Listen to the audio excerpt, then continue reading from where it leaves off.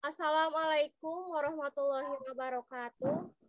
Di sini saya moderator. Nama saya Gina Kania Rahman.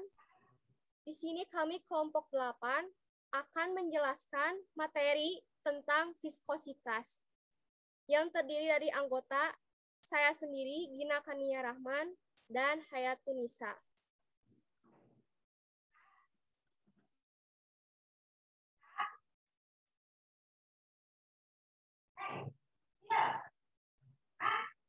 Pengertian viskositas. Melihat betapa pentingnya sifat aliran dalam sediaan farmasi, maka viskositas suatu sediaan farmasi harus diukur sebagai suatu tolak ukur dalam menentukan kestabilan dari suatu sediaan. Bila dalam penyimpanan nantinya sediaan tidak mengalami perubahan viskositas, maka sediaan tersebut dapat dianggap stabil dari poin viskositas. Viskositas adalah suatu pernyataan tahanan untuk mengalir dari suatu sistem yang mendapatkan suatu tekanan. Makin kental suatu cairan, makin besar gaya yang dibutuhkan untuk membuatnya mengalir pada kecepatan tertentu. Hubungan antara bentuk dan viskositas merupakan refleksi derajat solvasi dari partikel. Muhtar 1990. Bila viskositas gas meningkat dengan naiknya temperatur, maka viskositas cairan justru akan menurun jika temperatur dinaikkan.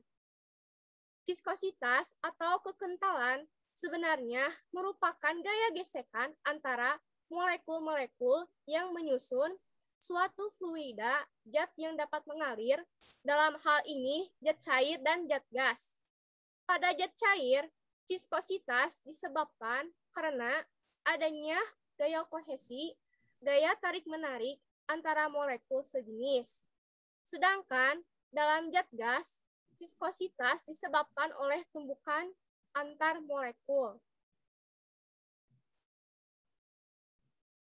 Viskositas diukur dengan menggunakan alat yang disebut viskometer. Ada beberapa jenis viskometer yang dapat digunakan dalam pengukuran viskositas berdasarkan aliran yang bisa diukur, yaitu A. Sistem Newton. 1. Viskometer kapiler. Kedua, viskometer bola jatuh. Dan yang B. Sistem non-Newton. 1. Viskometer cup and bob. Kedua, viskometer cone and plate. Manfaat viskositas di bidang farmasi. Berbagai manfaat viskositas dalam bidang farmasi antara lain sebagai berikut. Pertama, dalam suspensi. Viskositas dari suatu suspensi apabila mempengaruhi pengendapan dari partikel-partikel zat terdispersi. Perubahan dalam sifat-sifat aliran dari suspensi bila wadahnya dikocok dan bila produk tersebut dituang dari botol dan kualitas penyebaran dari cairan atau lotio bila digunakan untuk suatu bagian permukaan yang akan diobati. Pertimbangan reologi juga penting dalam pembuatan suspensi. Satu-satunya shear yang terjadi dalam suatu suspensi pada penyimpanan adalah lantaran pengendapan dari partikel-partikel yang tersuspensi. Gaya ini diabaikan dan bisa dibuang. Tetapi, jika wadah dikocok dan produk dituang, dari botol terdapat laju shearing yang tinggi. Zat suspensi yang ideal harus mempunyai viskositas yang tinggi pada shear yang dapat diabaikan, yakni selama penyimpanan, dan zat pensuspensi itu harus mempunyai viskositas yang rendah pada laju shearing yang tinggi, yakni ia harus bebas mengalir selama pengocokan, penuangan, dan penyebarannya ini. Kedua, dalam emulsi. Produk yang diemulsikan mungkin mengalami berbagai shear stress selama pembuatan atau penggunaannya. Pada kebanyakan, proses ini sifat aliran produk akan menjadi sangat penting untuk penampilan emulsi yang tepat pada kondisi penggunanya dan pembuatannya. Jadi, penyebaran produk dermatologik dan produk kosmetik harus dikontrol agar didapat suatu preparat yang memuaskan. Aliran emulsi parenteral melalui jarum hipodermik, pembinahan suatu emulsi dari botol atau tub, dan sifat dari satu emulsi dalam berbagai proses penggilingan yang digunakan dalam pembuatan produk ini secara besar-besaran, menunjukkan perlunya karakteristik aliran yang tepat. Kebanyakan emulsi, kecuali emulsi encer, menunjukkan aliran non-Newton yang mempersulit interpretasi data dan perbandingan kuantitatif antara sistem-sistem dan formulasi-formulasi yang berbeda. Faktor-faktor yang berhubungan dengan fase terdispersi meliputi perbandingan dengan fase terdispersi, meliputi perbandingan volume fase, distribusi ukuran partikel, dan viskositas dari fase dalam itu sendiri. Jadi, jika konsentrasi volume dari fase terdispersi rendah, kurang dari 0,05, sistem tersebut adalah Newton. Dengan naiknya konsentrasi volume, sistem tersebut menjadi lebih tahan terhadap aliran dan menunjukkan karakteristik aliran pseudoplatis. Pada konsentrasi yang cukup tinggi, terjadi aliran plastis. Jika konsentrasi volume mendekati 0,74, mungkin terjadi inversi dengan berubahnya viskositas secara nyata. Pengurangan ukuran partikel rata-rata akan menaikkan viskositas. Makin luas distribusi ukuran partikel, makin rendah viskositasnya jika dibandingkan dengan sistem yang memiliki ukuran partikel rata-rata serupa tetapi dengan distribusi ukuran partikel yang lebih sempit. Ketiga, dalam semi solid, pembuat salep farmasetik dan krim kosmetik menyadari adanya keinginan untuk mengontrol konsistensi bahan non-Newton. Instrumen yang paling baik untuk menentukan sifat-sifat rheologi dari semi solid di bidang farmasi adalah viskometer putar, rotational viskometer. Untuk analisis semi solid yang berbentuk emulsi dan suspensi digunakan complete viskometer. Viskometer Stomer terdiri dari cup yang stasioner dan bob yang berputar, dan alat ini juga baik untuk semi solid. Keempat, sifat aliran pada serbuk. Serbuk bulk agak analog dengan cairan non-Newton, menunjukkan aliran plastik dan kadang-kadang dilintasi partikel-partikel dipengaruhi oleh gaya tarik-menarik sampai derajat yang bervariasi. Oleh karena itu, serbuk bisa menjadi mengalir bebas atau free flowing atau melekat. Dalam pengertian khusus yaitu ukuran partikel, porositas, dan kerapatan, dan kehalusan permukaan. Sifat-sifat dari zat padat yang menentukan besarnya interaksi partikel-partikel. Akan halnya partikel-partikel yang relatif kecil, kurang dari 10 mikrometer, aliran partikel melalui lubang dibatasi karena gaya lekat antara partikel besarnya sama dengan gaya gravitasi. Karena gaya yang terakhir ini merupakan fungsi dari garis tengah yang dinaikkan pangkat 3. Gaya-gaya tersebut menjadi lebih bermakna apabila ukuran partikel meningkat dan aliran dipermudah. Laju aliran maksimum dicapai setelah aliran berkurang apabila ukuran partikel mendekati besarnya lubang tersebut. Jika suatu serbuk mengandung sejumlah partikel-partikel kecil, sifat-sifat aliran serbuk bisa diperbaiki dengan menghilangkan finesse atau mengabsorpsinya pada partikel-partikel yang lebih besar. Kadang-kadang, aliran yang jelek bisa diakibatkan karena adanya kelembapan dalam hal mana pengeringan partikel-partikel akan mengurangi lekatnya partikel-partikel tersebut.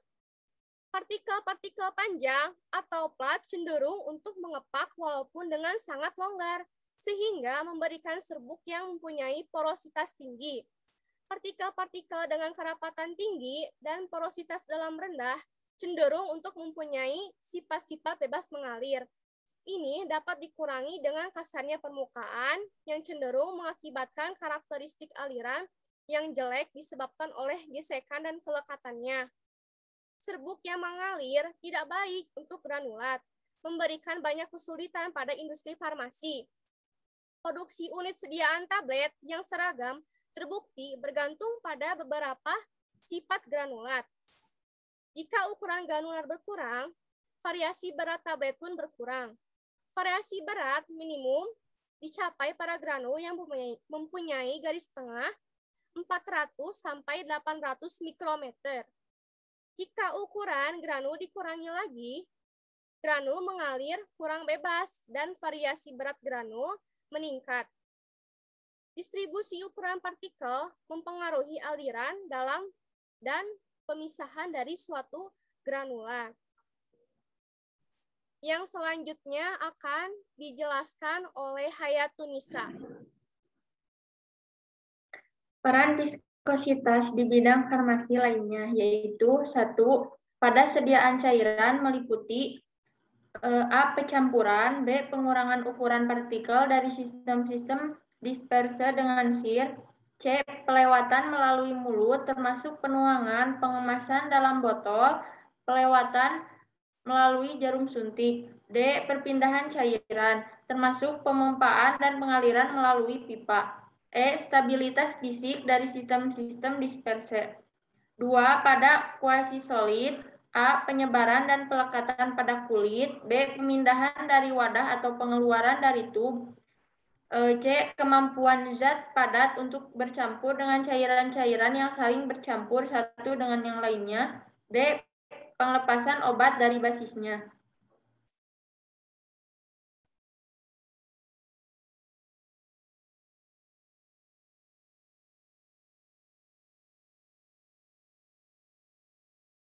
Tiga, pada padatan. A. Aliran serbuk dari corong ke dalam lubang pencetak tablet atau ke dalam kapsul selama proses pembuatan. B. Kemampuan pengemasan dari padatan dalam bentuk serbuk atau granul. 4.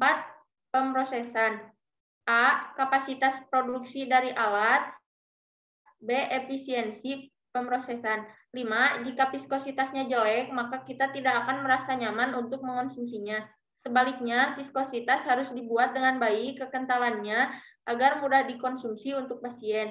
6. Jika rekonstitusi atau pelewatan sediaan melalui jarum suntik pada sediaan injeksi rekonstruksi. 7. Mempengaruhi stabilitas kerjaan. A. Viskositas kental bakteri tidak tumbuh. B. Viskositas tidak kental, bakteri akan tumbuh dengan cepat. 8. Hubungan penyebaran dan pelengketan sediaan pada kulit bagaimana didesain. Semakin lama lotion nempel pada kulit, maka harganya akan semakin mahal. 9. Krim wajah. 10. Kekentalan berpengaruh pada pelepasan zat aktif pada sediaan itu. 11. Dalam bidang farmasi, prinsip-prinsip reologi diaplikasikan dalam pembuatan krim, suspensi, emulsi, lotion, pasta, penyalut tablet, dan lain-lain. Selain itu, prinsip reologi digunakan juga untuk karakterisasi produk sediaan farmasi atau dosage form sebagai penjaminan kualitas yang sama untuk setiap batch. Reologi juga meliputi pencampuran aliran dari bahan penuangan, pengeluaran dari tube, atau pelewatan dari jarum suntik. Reologi dari suatu zat tertentu dapat mempengaruhi penerimaan obat bagi pasien. Stabilitas fisika obat, bahkan ketersediaan hayati dalam tubuh atau bioavailability, sehingga viskositas telah terbukti dalam mempengaruhi laju absorpsi obat dalam tubuh. Faktor-faktor yang mempengaruhi viskositas. 1. Suhu. Viskositas terbalik dengan suhu. Jika suhu naik, maka viskositas akan turun. Dan begitu sebaliknya, hal ini disebabkan karena adanya gerakan partikel-partikel cairan yang semakin cepat apabila suhu ditingkatkan dan menurun kekentalannya. 2. Konsentrasi larutan. Viskositas berbanding lurus dengan konsentrasi larutan. Suatu larutan dengan konsentrasi tinggi akan memiliki viskositas yang tinggi pula karena konsentrasi larutan menyatakan banyaknya partikel zat yang terlarut tiap satuan volume. Semakin banyak partikel yang terlarut, gesekan antara partikel semakin tinggi dan viskositasnya semakin tinggi pula, seperti pada sirup dan oli. 3. Berat molekul solut. Viskositas berbanding lurus dengan berat molekul solut karena dengan adanya solut yang berat akan menghambat atau memberi beban yang berat pada cairan sehingga menaikkan viskositas. 4. Tekanan. Semakin tinggi tekanan, maka semakin besar viskositas suatu cairan.